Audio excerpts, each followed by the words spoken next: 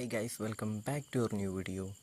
So on this video we are gonna look how we can add broker to MT5 or MetaTrader 5.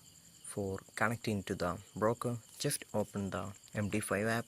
So after opening the app, here we just need to tap on the add trading account, and in here we can just search for the broker right here.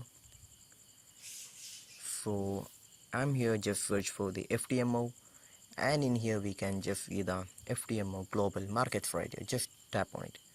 So in here we can just by doing the login option, and we can just give the login in here and just give the password right here, and in here we can just choose the server right here, and then just save the password right here. After that, just login, and in here we can just connect the account on MT5. So this is how we're gonna connect to the broker on MT5 app. So I hope this video was useful for you. So just do like, share, subscribe to our channel. Thank you.